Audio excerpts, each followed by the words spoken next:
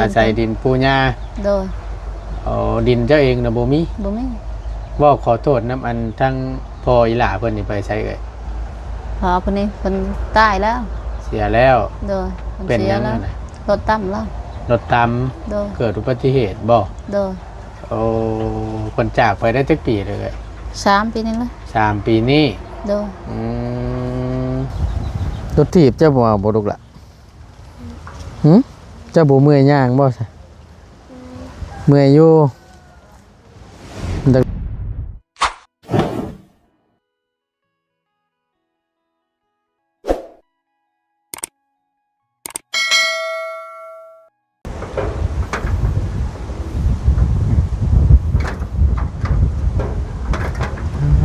จบเอาเนาะพี่น้องเปิดคลิปเปิดภาพมีบาทนี่เนาะเป็นอะไรคือจังหวะลงเด้งอยู่เถอะลบห้องน้ำบ่อันนี้น่ะเอาไม่ค้ำไว้ได้พี่น้องมึงเนี่ยเอาไปมาเท่านั้นก็ลูกแล้วพามาโอ้คักแน่ดีสันพี่น้องเลยลมพัดแห้งซ้ำเนาะไม่ค้ำเอาตึกก็ได้นี่อันนี้จะเป็นห้องน้ำเด้อพี่น้องเด้อเนาะมึงเนี่ยสังกะสีเราก็ได้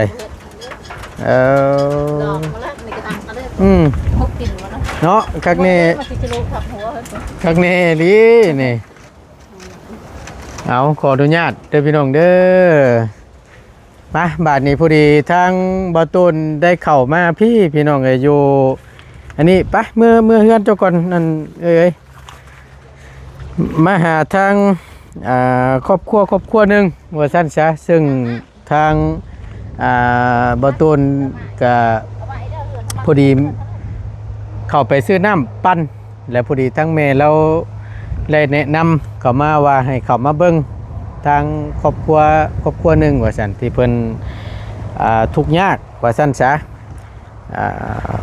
อยู่กับลูก2 คนว่าสันผัวตายปะว่าสันผัวถูกรถชนอันนี้ตามที่ทางแม่เรามาเนาะก็อยู่พี่แล้วพี่น้องเนาะก็อยู่เมืองพระลานไซแขวงสวรรณเขตอยู่พี่แหละใกล้ถนนหนทางเส้นลักเลยเนาะเส้นทางเด็กเก่าขึ้นไปเซโปนเนาะก่อนอื่นพี่น้องเลยกราบสบายดีและสวัสดีเด้อพี่น้องเด้อสบายดีกันบัดสุขุสุคนพบเจอกันตอนยามเที่ยงเนาะทางบ่ตูนก็ยังบ่เคยได้ถามว่าเป็นแบบใดเนาะตามที่ทั้งเมย์เราเล่ามาเนี่ยก็ถือว่าน่าดูโตนได้เป็นตาสงสารเพิ่นพี่น้องเลยเชื่อว่าแนวใดเนาะ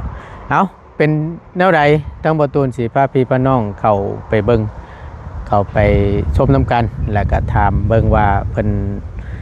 ทุกข์ยากแบบใดนะพี่น้องเลยเนาะแล้วเฮาสิพาพี่พน้องเข้าไปเบิ่งถามเบิ่งน้ำกันนี่แหละความเป็นไปเป็นมาให้ช่วยเหลือแบบใดเนาะก็ตามที่เห็นนี่ก็พี่ละอยู่ตรงไหนตรงหน้าพี่แหละพี่น้องเลยเนาะ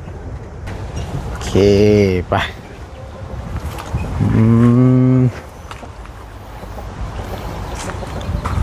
อันนี้ก็สิแม่นเอาไม้ค้ำไว้นะเบิ่งนี่เนาะเอาครั้งแรกเด้อพี่น้องเด้อที่ทางบ่ตูนได้มานี่ก็ได้เนาะอึ๊บทางขึ้นลูกสาวบ่นี่น่ะอึ๊บบ้านนี้พอดีละตั้งประตูนก็จะได้ทำพอดีก็ล้มเนาะมันนี่เนาะลมแท้ลมว่าเย็นดีได้มันนี่ก็ได้เมื่อวานนี่ก็คือว่าบ่ได้ปันไหลเนาะเนาะเหาะนั่นนี่น้องหันหน้ามาพี่ล่ะแนมกล้องระเบ้าพี่อันนี้เป็นลูกสาวว่ะเนาะเอาขออนุญาตมีไม้ในเด้อมันดังจะได้ยินเนี่ยโอเคได้เบื่อได้บ่ได้ได้เยอะบ่เรื่องกันได้บ่นั่นแหละแมน เอาพอดีทั้ง สบายดี โดยสำบายดีเด้อ สบายดี เอาพอดีทางเฮาได้เข้ามามื้อนี้เฮาซื้อบ่ตูนเด้อ โดย ทั้ง สบายดี เจ้าซื้อหยังน่ะ นางซ้อน ซื้อสอน โดย จักปีแหละขอโทษนะ 35 35 ปี โดย เอาเป็นเรื่อยบ่ตูนอยู่2-3 ปีเนาะ35 ปีซื้อสอนว่าซั่นซะมีลูก สอง เนอะ คน มีลูก2 คน โดย ทั้งอีหล่านี่เป็นลูกกกบ่ เป็นลูกคนที่สองเลย ค ลู น กกกเมื่อพอตานพอแล้ว ลูกกกหรือเมื่อบ้านต้นตาลบ้านยา โดย เอาจักปีแหละลูกกกเจ้า 11 เกิ ปี ด11 ปีทั้งอีหล่านี่ได้ซะ 10 ปีคนนี้เดินกันคนละปี 10 ปีชื่อจังไดนี่ ชื่อนาง ชื่อนาง โดย ได้เฮียนอยู่บ่นะเฮียนอยู่ปอใดลูกล่ะเฮียนอยู่ปอ4เฮียนอยู่ในอันนี้เหรอวะ โรงเรียนบ่ใช่ โรงเรียนโพชัยนี้ โดย เอามาเข้าเรื่องเด้อบาดนี้พอดีตั้งบ่ตูนสิถามเบิ่งเด้อ โดย สิถามเบิ่งความเป็นไปเป็นมานี่แหละ อันนี้นี่เป็นดินรอนต้นหญ้าเจ้าเองบ่ บ่ของอันนั้นดินปู ดินโป ขออยู่นะเพิ่น เพื่อนนี่แม่นเพื่อนเจ้าเองอยู่บ่ เฮือนในเฮือนขอยเอง แต่อยู่ลิ้นเพิ่นขออยู่ อา ลิ้น ศัย เพิ่น ดินปูหญ้า โดย ดินเจ้าเองน่ะบ่มี บ่มี บ่ขอโทษนํอันทั้งพ่ออีหล่าเพิ่นนี่ไปใช้เอ่ย ขอเพิ่นนี่เพิ่นตายแล้ว เสียแล้ว โดยพิ่ เป็น สี หยัง แล้ว น่ะ รถตั้มแล้ว รถตาม โดย เกิดอุบัติเหตุบ่ โดย โอ้คนจากไปได้จักปีเลย 3 ปีนี่ละ 3 ปีนี้ โดย คือสร้างว่าแต่บาดนี้แสดงว่าตั้งอีหล่าเพิ่นนี่ก็พาพ่อได้นี่เนาะ โดย คือเจ้านี่ พอแล้ว เป็นทั้งไม้ๆนี่ โดย เลี้ยงลูก เดี๋ยวอยู่ผู้เดียว เลี้ยงลูกคนเดียว โดย สู่ผู้เดียวนี่เนาะ โดย ชีวิตแบบโอ้ยพี่น้องเอ้ยสิว่าได้ใดทางผู้ผัวนั่นถูกรถชน โดย เกิดอุบัติเหตุเนาะ โดย เสียชีวิตคาที่เด้อบ่เอ้ย ไปห้องหมอแขวงเพิ่นเสียอยู่ห้องหมอ อ๋อ บ่ได้เงินกับหัวซ้ํ บ่ได้เงินค่าหัวซ้ำ โดยต่ำแล้วเขาก็หนี้ไป ตามละนี้เลย โดย คนลาวเฮาคือกันนี่บ่ คนลาวนั่นแหละมาตะบุญพอตานพอแล้วก็พากันมาพี่ละยางมาหน้าแล้วก็ตั้มเชิงหานลงเลย เออ ตั้มแล้วพออุ้ยรุ่นนี่คนหน้าเขาก็หนี้เลยคอยเพนเอาพัวไปของหมอผู้ ว่าเอ้ย เพื่อลบมาเขาก็หนี้เลยกลางคืน อันว่าอันรถต่ำน่ะเป็นรถใหญ่บ่ บ่รถจักร รถจักร ตั้มแล้วตั้มทางหลังเรารถงอนเรานี่แตกเด้อก็ใต้แล้วอะหัวแตก แบบนี้ดิเขาก็มาดูความไวนะฟังว่านี่เนาะ โดย แต่เจ้าน่ะย่างมาแต่บ้านพ้นตาล ยางมาตะบุญบางพอตานใหม่พากันมาน้ำกันนั่นแหละกลางคืน อืม ยางตามทางนะคอยพดลงที่ทางที่ดินพดละยางตามเส้นทางขาวเขาว่าให้ลงพี่เด้ออย่ารถผัดพัวผัดบุพังก็เคยยางเนาะก็เคยไปอยู่ ม แล้วพอว่ารถเขามาเขาก็ตั้มเอาเลยรถเขาแล่นไว้เขาว่ารถบ่มีตาก ลางคืนบ่เอ้ย โดยกลางคืนมันดึกแล้ว โอ้3 ปีแล้วว่าติ โดย3 ปีนี่ละ 3 ปีนี้ โดย อืม ยังบ่ได้เฮ็ดบุญแจกซั่น ยังบ่ได้เฮ็ดบุญแจก ยัง อ่า คนตายไม่แห้งหึงเพิ่นละเขาจังแจก จักปีเอ้ย 4 ปีเพิ่นละเขาจังเฮ็ดบุญ 4 ปี ยังบ่มีเงินเด้ อ่า เฮ็ดกับย่าเพิ่นละเฮ็ดข่อยก็เมื่ออยู่ดอกซอยเวียกซอยงานเพิ่น น้อยอัน มันก็บ่มี ตั้งเอ้ยนี่เป็นคนบ้านใดอะนะบ้านเกิดเมืองนอน วัน แท้ เกิดเมืองนอนบ้านนาคาได้ ๆบ้านนาคันใด โดย ลงทางใดเอ่ยคุณ ได้ บอก ไปทางนาแก่เด้ ไปทางนาแก ทางแวนนาแก่นะ เอา ทางขายทหารทางแวนนาแก่ทั้ง อ่า นั้นเลย อ่ามาได้ผัวอยู่ อยู่พ้นตาล อยู่บ้านพ้นตาล โดย มาอยู่น้ำผัว โดย เอามีลูกน้ำกัน2 คน โดย อืมก็เลยผัวตายป้าเลยอยู่น้ำลูกบ้านนี่ โดยอยู่น้ำ แต่ มูก มาอาศัย อ อยู่ ยู่ นี่ อันที่ได้พี่น้องนี่ตามตรงไงตรงหน้านี่ อยู่ใ เป็น ดินน่ะนะดินยา เป็นดินหญ้าเนาะ โดย ก็จังว่ามาอันปลุกอยู่อันให้หน้าพี่อยู่เดินบ้านเพิ่นบ่มีอันนั้นบ่มีเดินให้ อยู่ ปลุกบ่ มันหลายคนบ่ถือกันแล้วก็เลยมาอยู่หน้า อืม แต่ผัวเขายังผู้พาออกมาอยู่หน้าเขาอยู่หน้า หลายคนอยู่ผู้อยู่บ้านมันดิ้นมันก็ห้อมทั้งละ บ่ แต่ก็เลยมาอยู่หน้าพี่ ก็เลยอยู่นี้ โดย โอ้ย แล้วก็ผัวเสียแล้วก็พากันอยู่กับลูกแบบนี้ สองลูกสองคน โดยอยู่3 คนไม่รู้ พุกได้จักปีเลยเฮือนหลังนี่ แต่ลูกยังน้อยผู้ได้ละ7-8 ปีนั่นละ ก็นั่นละ แต่ไม้มันไม้เก่าแล้วมันดอกมัดบังหักมาแล้วข้างในคือ ผุพัง เพ ไป ชร แล้ว ประตูก็เพ่ไปแล้ว คักแน่นี่เนาะอันเว่าขอโทษน้ำบัดย่ามมันเฮ็ดให้เฮ็ดหน้านี่เฮ็ดน้ำปูกับหญ้าบ่ เฮ็ดน้ำปลาแล้วหน้า2ไหนึกหน้าไหอันนี้กับไหเถิงทั้งหมดนะหน้าเดียวนึง เป็นหน้าเจ้าเองบ่ หน้ามูลปูนี่ หน้ามูลปู แล้วก็เฮ็ดกระเบื้อยพัวหั่นละหวานเอาปีนี้ก็บ่ได้เขาแล้วก็ให้สองชอบ อันนี้ 2ไหอันนี้กับไหเถิงเท่า แล้ว นั้น ก็ นะ ขึ้นกับให้เทิงนั่น โดย มันเท่านั้นล่ะสิ ฟังทั้งนั้นน่ะเป็นดินกับเจ้าบ่ ดินกับเจ้าน่ะก็ อ๋อฝากคุณกับดินกับ หัว เจ้า ก็ดินกับเจ้าโดย เจ้าปั่น ผากนั่นก็หน้ามูลเดียวแล้วเขาปั่นกัน ได้จักชอบเว้ยบ่ เขาฮะ แม่นแต่ละปีนะ ได้เขา15ชอบนึงปีนี้ บ่ ซอยป่าแล้วก็ป่าก็เราให้เขา2ชอบซอยเรา มันได้บหลายให้ครับเขาปันให้ได้ปีกายนี่ได้25ชอบปีนี้ได้15นะ ปีนี้ได้ บ่เป็น 15กุ้มกินอยู่บ่แต่ละ ก็ ปี บ่กุ้มละ บาทมันเบิดไปหาใส่ มันหมดเกิดไปหาซอยเอ้ยน้องกิน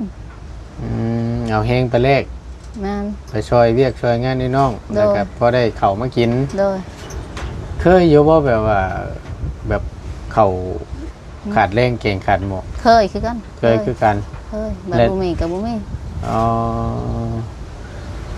ปีได้บ่ได้ก็บ่มีแล้วเขาก็แรงแกงขึ้นมาก็เคยคือกัน ได้เฮ็ดจังไดในช่วงนั้นแต่ช่วงมันขาดเนี่ยไปหา ไปหา สิ ไป รับ หา จ้างบ่ หารับจ้างดำหน้าเกี่ยวข้าว ถ้าว่า ที่ ตก ก็เขาก้นมันก็ไปก้นมัน ตกช่วงแรงจังซี่ได้เฉยได้เฮ็ดเวียกหยัง ช่วงแรงก็บ่ได้เฮ็ดเวียกบ่มีแล้วบ่ได้กินยามนี้ อ๋อ หาไว้แต่ยามฝนกับยามเกี่ยวข้าวหั่นล่ะ อ่า วิทย์นั่นแล้วก็บ่มีหยังละคัน ช่วง เขาก้นมันก็ก้นมันอันนี้เขาบ่ได้ก้นมันไง อืมถ้าว่ามีงานเพิ่นจ้างไปเฮาก็ไปเนาะ โดย มาพี่น้องเอ้ยมาต่อทางอีหล่าเพิ่นก่อนอันถามเพิ่นก่อนเพิ่นเฮียนเนาะ โดย อยู่ห้องป โดย .4 เอาทางผู้อ้ายเนี่ยบ่ได้เฮียนบ่ ผู้อายบ่ได้เข้าโรงเรียนออกแล้วนะมันออกปีกายนี่แปลว่าปีนี้สิให้มันเข้าอีกบ่มีเงินซื้อเสื้อให้มัน ซื้อทรงซื้อเสื้อ ว่าสิให้มันเข้าอีกคนน่ะคันเข้ามันเป็นเด้อหนังสือมันเป็นรายเลขมันจัก เพิ่นเฮียนเนาะใช้ตะกี้น่ะ ห้องประชามแล้วก็ออก ห้องป .3 น่ะออก โดย ทางอีหล่าเพิ่นนี่ป .4 บ่ซีเพิ่นนี่ห้องมันบ่ได้ออกมันบ่ได้ขาดมันฮอดบ่ซี เฮียนตลอดบ่ โดย เอา บ่เอากับเพิ่นนั่นแหละ หนาวเนาะนางเนาะ ลมมันก็หนาวเลย โอ้ยแต่ดูโตนพี่น้องเลยสิว่าแน่ใดอยู่น้ำกันกับแม่สิว่าง่ายๆทั้งแม่นี่ก็ไปขาดชาวรักเลยว่าสั้นจ้ะผูกผัวบ่อยู่เนาะ โดยบ่มีบนเพิ่งเนาะมีบนเพิ่งพาอาศัยอยู่ตัวเองเพิ่นเจ็บไข้ก็บ่มีผู้เบิ่งแล้วน่ะ บัดยามเจ็บยามเป็นกลางค่ำคืนไผสิเบิ่งแยง บ่มีนะอยู่กับลูก บ่ละบัดยามเจ็บยามเป็นค่ำคืนนี่ไผเบิ่งแม่เจ้านะกับอ้ายบ่เจ้าจื้ออยู่บ่หน้าพ่อเจ้า จำได้อยู่แม่นบ่กินฮอดบ่ ก็ นะ สิใหญ่แล้วเด้อ กินฮอดบ่ ขึ้นฮอดแล้วถามหาพอตลอดพรีแล้วคือพอคือรอบพรีบ่สิแล้วพอแล้วก็สิจังสูงจ้อยๆสิล่ะ คือพ่อม คิดเห็นหน้าพ่อแล้วเนาะ เบิ่งขึ้นฮอดแล้วก็เมื่อคนตาแล้วก็เบิ่งฮูกพอแล้ว เอามี ปลูกอยู่เฮือน บ่ ยา ปลูกไป นี่ อยู่เฮือนหญ้าพวก โดยอยู่เฮือนยาพอ พอได้ฮูบเบิ่งต่างหน้า โดยเบิ่งฮูกแห้งเฮากินฮอดอันนี้ดนเฮาเมื่อเทื่อนึงก็เบิ่งถ้ามาไวเองแห้งกินฮอดเพิ่น สิว่า เอา ได้ บ่เห็น ด้ แล้ว วย ก็แล้ เนาะ ว เอาจังใดก็ขอแสดงความเสียใจน้ำลายๆเนาะ เด้อ เพราะว่าเหตุใดสันอุบัติเหตุ เด้อ มันก็เกิดขึ้นได้ทุกเมื่อผมเจ็บความตายคือว่าแหละพี่น้องไอ้แขนคอทุกบาดย่างเนาะโดดชื่อว่าแนวใดคือทางอีหล่านี่ไปเฮียนอยู่พุ่น โพ หมด ไส้ นะ พุ่นละโพไส้ยางไปละ เจ้าไปได้ย่างไปบ่แต่ละมื้อหั่นเด้เอาเพื่อสิฮอดพี่น้องปุ๊บโรง ไกล เรียน เติบ โรงเรียนอันที่บ่ตูนเข้าไปเส้นทางแวเข้าบ้านเทิมน่ะเส้นตรงนั้นแหละโรงเรียนอยู่วังเงินตรงข้ามกับอันหุ่งชีน่ะแม่นบ่ โดย ย่างไปกลับนี่แน่นอนนางเนาะ ไปตอนเช้าตอนแรกจังมาถ้ามาทีเดียว บ่ เมื่อยยางเด้อ มื้อนี้บ่ได้ไปบ่มื้อนี้น่ะ วันนี้บ่ได้ไป เป็นหยัง แม่บ่ให้ไปบ่ไปมันว่าเมื่อยยาง เมื่อยย่าง เช้าเมื่อยก่อนมื้ออื่นอีกมันว่าจังไปบ่มีรถยางไป ว่าได้ดูถีบขี่กันยังพอใครเนาะ โดย พอได้บรรเทาเนี่ยพี่น้องเพราะว่ามันไกลเติบเลยพี่น้อง ใกล้แล้วผู้ยางลัดไปผู้ขึ้นไปผู้จนเมื่อยยาง เนาะ เฮาผู้ใหญ่ก็ยังว่าเมื่อยยางไปเฮาก็ ห่อนได้เพื่อห่อนนักเรียนนี่3 ลักคุณพุ่นจะ โดย 2-3 ลักคุณแล้วบ่ตูนเบิ่งนี่ไกลเติบเนาะแต่ตัวตนพี่น้องนี่ที่ว่าอะไรเงินค่าหัวพัวนี่ก็บ่ได้เลย บ่ได้ ต่ำแล้วก็หนี บ่ทัน เลย เขาหนีเลย เพื่อคอยเอาไปของหมอผู้ใส่ผู้ไปผู้ลบมาเขาก็ไปแล้วสิท่านโทรหาไอ้น้องก็เพื่อเขาสิแลนมาโทรตานผมบ่ทัน อืม เขาก็หนี้เลย วัยรุ่นซั่นบ่ วัยรุ่น2 คนเนาะเห็นสอนรถกันมาแล้วก็เขาแลนรถไว้แล้วก็เขาก็ตั้มไปเลยนะ รถเพิ่นก็บ่ได้เพนี่หยังบ่ บ่คนตกคลองพุ่นแล้วเขาก็เจ็บแล้ว จมรถได้แล้วก็ไปเลย เด้อเขาไปแล้วเขามีหมู่เขาพาไปของหมอเขาเองเขาเอาเจ็บบ่เป็นไปว่ะ ครับ บอก แม่ดี เขาบอกว่าอันบอกเพียงข้างหน้าเอาบ่โทรเพียงให้ข้างหน้าบ่แล้วเพราะว่าตำรวจตามหาบ่ทันแล้วก็เศร้าซื่อๆบ่ทันเขาก็หนี้เลยว่ะ กระบะกระเบาะเราเนาะ บ่ได้เด้อถ้าเราอยู่เราเป็นสางมันยังพอได้กินพอได้เลี้ยงลูก บ่ตีแลตัวนี้เนาะ นี่แล้วเขาไปอยากเป็นโทษบ่ต่ำแล้วก็นี้แล้ว ตายคาที่ได้เตื้อ เด้อเอาไปของหมอเขาเอาไปซื่อๆแบบใส่ออกซิซื่อๆแต่จริงเราหมดแล้วหลับตาเลยบ่ติ่งบ่นิ่งเลยเขาเอาไปซื่อๆของหมอเอาไปเขาเอาหมอแขวงพุ่น ถึงจุดสำคัญเลยนะเนาะ นี่ในงอนนี่รถเลิกประมาณนี้นะเขาเอาไปสแกนออกไปของหมอแขวงกับเพิ่นบอกบ่ได้ว่ะพวกโรคอยู่ในสมองผู้แตกว่าก็อยู่นอกก็แตกก็เลือดก็ออกไหลรถซื่อหัวนอกผืนเด้อ เนาะ ต่ำทางหลัง ปวดโคพี่น้องเอ้ยจังใดก็มีแต่ชูๆแหละเนาะให้ได้ฉันอันเว้าขอโทษนะมันบ่ฮู้บ่โทษเบื่อพยายามเวลาพาลงฝนตกนี่นะ ฝนตกหัวแล้วแถวนี้เปียกมาละบอลทางนังเปียกมันเพิ่นมันดอกมันปุ๊บ กองๆเป่งๆอยู่ อันทางกระชีก็ไปมาแล้วในเฮือนไผ่มันเฮือนผัวอยู่ไหนผัวหาลูกมาแล้ว บ่ เด้อ น้ำในได้ใส่เถอะ น้ำเด้อใส่น้ำกอกมาแล้ว น้ำก๊อกไพ่เป็นคนถังไว้ให้ ผัวทางตะยูนำกันเขา ตั้งแต่ผัวยังมีชีวิตอยู่ เด้อ แล้ววันนี้พื้นไพ่ได้สันใช่ใช่ ไผ่ก็ใส่ไผ่เช่ๆแล้ว ไพ่ใช่ไพ่โซลาร์เซลล์เอา เด้อ อันนั้นก็ตั้งแต่หากับผัวพุ่น เด้อจะหากับผัวคนละมีแต่ของหากับผัวมาแล้วอันนี้เพื่อนเลยกัน หลังจากผัวเสียแล้วก็ผัวตายป้าแล้วมันหมดยากไปเบิดเลยเนาะ เด้อ เนี่ยพี่น้องมันประตูก็ได้อยู่ ประ เนาะ ตูกาแฟ แต่ผัวเฮ็ดกาแฟมันอัดไปซื้อพอบังตาคนจะซื้อได้แน่น ตรงนี้ลมแต่ลมว่ามันสิบ่เปิดจังกะจีปิวบ่บาดนี้เนาะ เปิดนั่นละเพิ่นนี่ก็ไปมันเพิ่นก็งับในลูกแล้วคือตอกฮะ ลูกชายเจ้า ลูกชายแล้วใช้มันแล้วตอกฮะ เนาะข้างในเลยอันเฮาขออนุญาตเบิ่งได้บ่ทางในนี่ ได้ ไปละป้าละบ้าขอเบิ่งหน่อยไปโอ้ยพี่น้องเลยเปิดมันดูห่างทางในขออนุญาตเด้อ เด้อนี่แม่ก็ตักเพิ่นผู้เพิ่งวับอยู่ในให้ผู้ โอ้ยมีแต่ชุดยามใดพี่น้องเลยอันนี้สิเป็นขีตะไคร้บ่ตัวนี้นะ คิดตะไคร้ตัวนี้ โอ้ยรุดกับคักบันนี่พี่น้องนี่ รถแล้ว ที่ว่า แล้วไผ่ก็ลืมหมอดไผ่กันเด้อก็ลมรูดสิ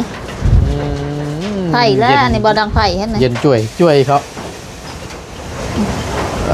ไฟยังบ่ทันมอดบ่น่ะ หมดแล้วมันขึ้นอีกมันล่มเด้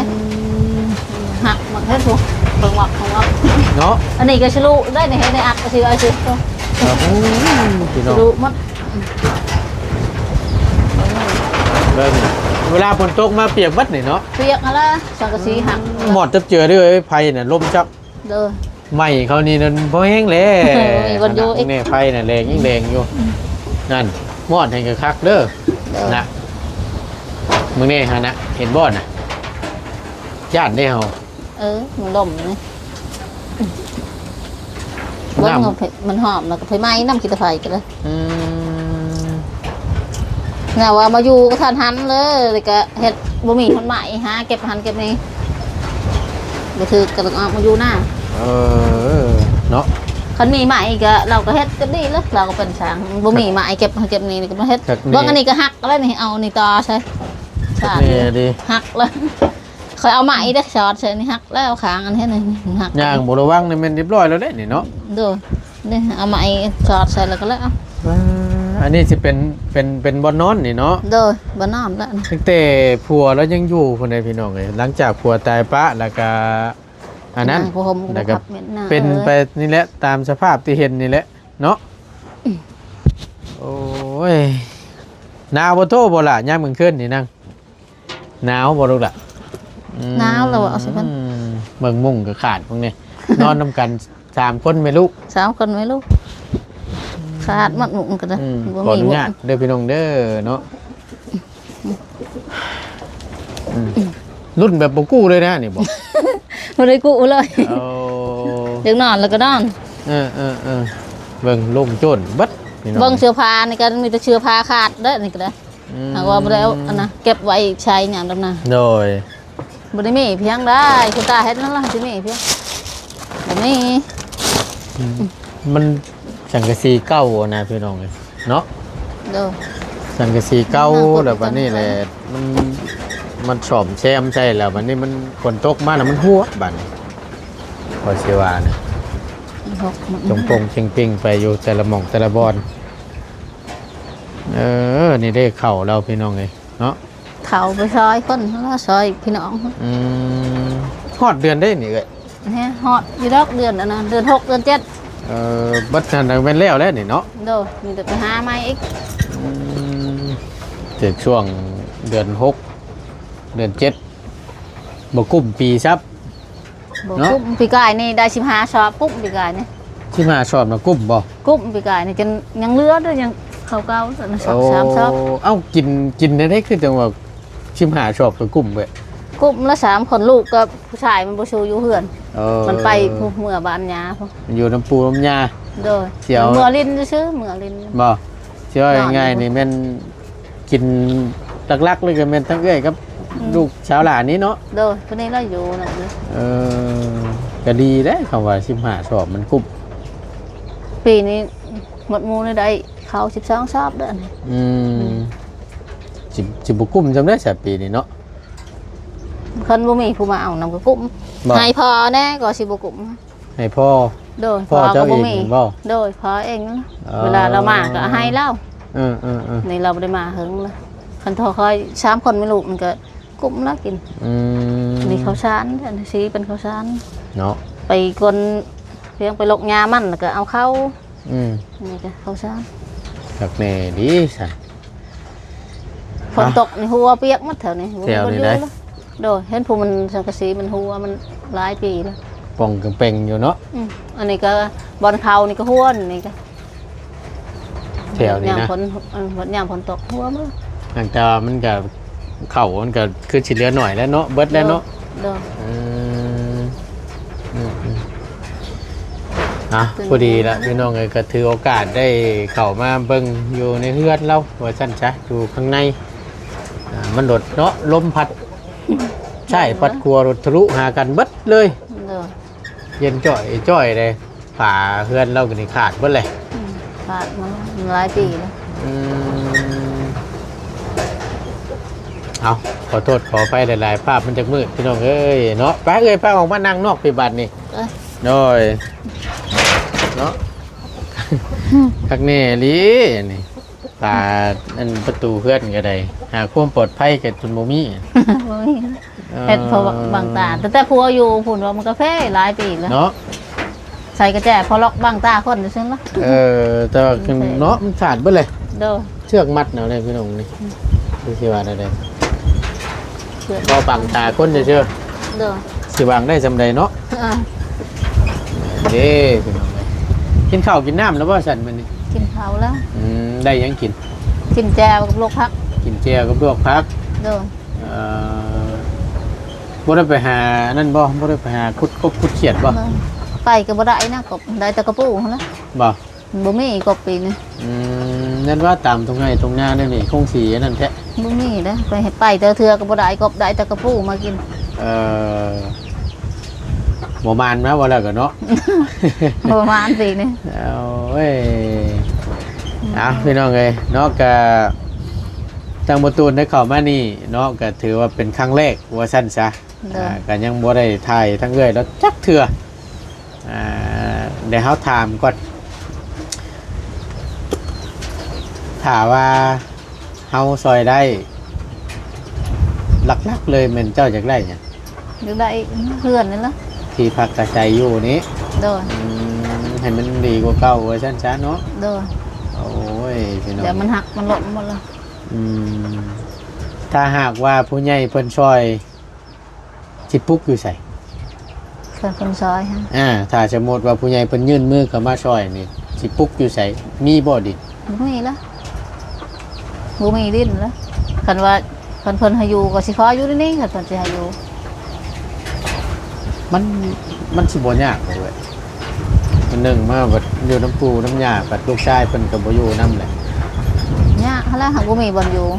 บ่มีดิ้นแล้ว อยู่ทางบ้านเจ้าเองเด้ซะ ทางบ้านน่ะก็ดิ้นกับหอมหนึงพอปุกเฮือนใส่กับตีล้มตะเฮือน เออ เพิ่นก็ขออยู่นำพี่น้องเพิ่นได้นำอายเพิ่น เออ เพิ่นเมื่อพุ่นเพิ่นขอปั้นขอเพียงซื้อของเขาขายให้อยู่เด้อ อยู่บ้าน ดินเป็นดินมูลเป็นดิน มูลหญ้า มูลหญ้านะเนาะ โดย แต่ว่าบ่ได้แม่นพูดของทั้งผัวจะบ่ใช่บ่แม่น เขาบ่ได้ปั้นกันได้ อ๋อ ผัวบ่ได้ได้เพียงบ่ได้ปั้นกัน เออ บ่มีไผได้แบบว่าลูกเรากับมีแต่เฮ็ดกินซื่อๆยังบ่ได้เป็นบ่ได้สิดินไผมีแต่เป็นของเพิ่นคือเก่าเพิ่นบ่ปั้นให้ ยันว่าแบบว่าแบ่งให้พูดของผัวเจ้าของคนนั้นคนนี้ บ่ยังบ่ได้แบ่งลูกเรายังบ่ได้จักคนมีแต่ยังเป็นของเพิ่นคือเก่า นามูลนามัง น้ำ ปั่น คือ ยัง เก่า ปั่นให้ไปบ่ได้ ยัง ใครอยากเลยเฮ็ดกิน เพิ่นว่าพายุเฮ็ดกินกันไผตายแล้วก็แล้วเพิ่นว่าเพิ่นบ่ปั้นแล้วยาลูกคายหมดว่า เนาะเชื่อว่า คัน ได้พี่น้อง อยู่คนต้านเพิ่นกว้างอยู่หน้าเพิ่นอันนี้หน้ามูลปูนี่อยู่คนต้านแล้วหน้ามูลหญ้ากว้างนี่พุ่นอันนี้เพิ่นปั่นกันได้พุ่นละน้อย อืม ปูก็เสียแล้วยังแต่หญ้าได้กับป้า ณตอนนี้บ่อ๋อ ยังแต่ป้ายังแต่เอื้อยผัวหั่นกับหญ้าแล้วก็น้องชายเพิ่นน้องสาวเพิ่น เนาะทางนี้ ขออยู่นำเพิ่นอันนี้ก็ได้เพิ่นเวียงให้อยู่แล้วขออยู่ ไผบ่อยากให้อยู่ หญ้าละ ทางย่านะ โดย เอ้า แล้วปูเพิ่นให้อยู่แล้วก็อยู่เลยอันนั้นลูกในเมื่อบ้านแน่แล้วเทื่อนึงเคยพาเมื่อบ้านผู้บ้านคอยผู้เลยเขารักมาเขาบ่อยู่ บ่นาง ก็เลยมาอยู่พี่ เจ้าในเมื่อบ้านแม่เจ้าเนี่ยเจ้ารักมาบ่เป็นหยังลูกล่ะ เขาบ่อยากอยู่แล้วของใหญ่อยู่พี่เด้อบ่อายพามา บ่ลึงบ่ บ่เคยอยู่แล้วก็มาพี่ใหญ่อยู่พี่พามาอยู่นี่สบายก็ค่อยฮุบมาพุ่นหมดแล้วได้ฮุบเมื่อแล้วพอลูกบ่อยู่แล้วมาพี่อีกแล้วก็อยู่พี่อีก ต้องได้มา ต้องได้มานํลูกหั่น โอ้ยพี่น้องเนาะที่ว่านั่นได้เอาก็มีแต่ว่าฟังเบิ่งเด้อถ้าหากว่าผู้ใหญ่เพิ่นเห็นในคลิปนี้ถ้าหากว่าเพิ่นยื่นมือเข้ามาช่วยเหลือบ่ว่าสิเป็นอีหยังก็ตามแต่เด้อ เด้อ อันนี้ก็เฮาก็บอกไว้ก่อนอันนี้ก็โมเมนต์ว่าถ่ายลงไปแต่เพิ่นยื่นมือมาช่วยเลยก็อันนี้ก็บ่แม่นเด้อ เด้อ อันนี้ก็เว้าตามชื่อได้ขึ้นอยู่กับบุญวาสนาเด้อ เด้อ เพิ่นก็เบิ่งถ้าหากว่าทั้งเอื้อยมีบุญวาสนาต่อผู้ใหญ่เพิ่นสิติดต่อมาหาเองดอกว่าเพิ่นสิช่วยแบบใดแต่ว่ามีข่าวดีจังใดเดี๋ยวเฮาสิเข้ามาแจ้งเด้อ เด้อ จังใดก็สู้ๆนั่นละเป็นกำลังแห่งใจให้เฮาก็ได้เนาะ เด้อ อืม ไปล่ะไปเอาขนมน้ำระบ้าวปะ เอาขนมน้ำ เอาไม้เนี่ยเนาะขอไม้หน่อยโอเคเลยเอาไปนั่ง ไปลูกไป พอได้ลูกเฮียนเราก็ได้เนาะ10 ปีพี่น้องเลยชื่อ อยู่เมื่อคนต่าง ชื่อนางบ่เจ้านะชื่อหยังก่อนชื่อนางเนาะนี่แหละนาเจ้านี่เนาะแม่นบ่ไปมาลูกอะห้องน้ำแล้วนะคักก็ดีพี่น้องไอ้ปิวเพลิงอยู่ก็นึกว่าบ่แม่นห้องน้ำฉะดอกเมื่อกี้นี่ก็ได้เนาะไปย่างลูกละไปย่ำเข่ากันนี่แหละนี่เนาะดีเข่าอยู่นี่แหละนี่ฝาประตูกับบ่มี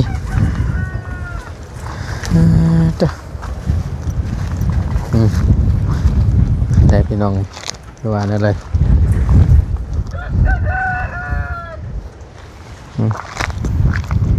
นี่สิเป็นน้ำคลองนะนี่คลองน้ำมัน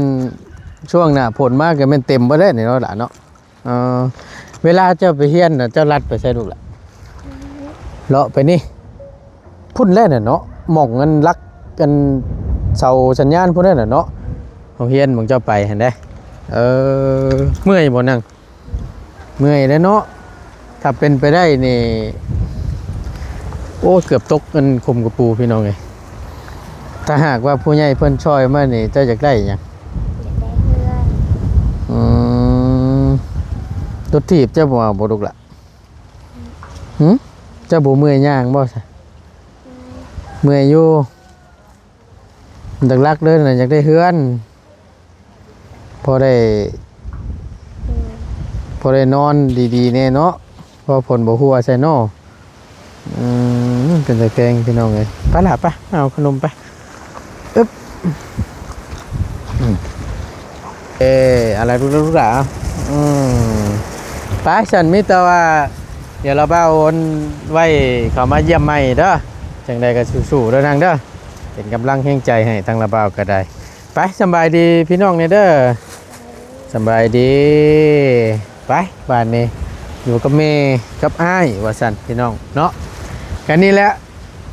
ตามที่เราเอามากับให้หน้าซองให้นะพี่น้องเลยเป็นมูลของปูอันนี้นะอาศัยมูลดินปูอยู่เราก็เป็นไผ่ชูว่าสันซะเนาะแต่ว่าบ้านเกิดเราดีบ้านนาขันคันใดว่าสันเนาะโมเมนอันอยู่ในบ้านนี้อันนี้เป็นดินของปูของหญ้าต่างหากว่าสันเอาจังใดก็ซอยพิจารณาเบิ่งน้ำกันเด้อพี่น้องเด้อทางครอบครัวของเอื้อยเราแม่ใหม่เนาะผัวตายปะพี่น้องเลยเลี้ยงลูก2 คนถือว่าเก่งได้ยอมรับอยู่เนาะสู่ชนเราก็ได้เพื่อลูกจังใดก็ฝากพี่ฝากน้องและผู้ใหญ่ใจดีเนาะสดชอยเบิ่งเด้อพี่น้องเด้อซอยพิจารณาเบิ่งน้ำกันทางครอบครัวของเอื้อยเพิ่นว่าสิซอยในด้านใดเนาะสามารถติดต่อมาหาทางประตูนได้พี่น้องเอ้ยยินดีเป็นสะพานบุญให้ทางประตูนก็ได้เนาะเอาก็สิประมาณนี้เนาะพี่น้องเนาะขอบบุญขอบคุณหลายๆทางพ่อแม่พี่น้อง FC เบิดทุกท่านเนาะที่คอยเป็นกำลังแห่งใจและซัพพอร์ตทางประตูนเบิ่งคลิปให้โดยผู้ขามโฆษณาสิ่งที่สำคัญเนาะบ่ปะบ่ทิ่มขอบบุญขอบคุณหลายๆเด้อพี่น้องเด้อสำหรับคลิปนี้ไปแล้วสบายดีเด้อ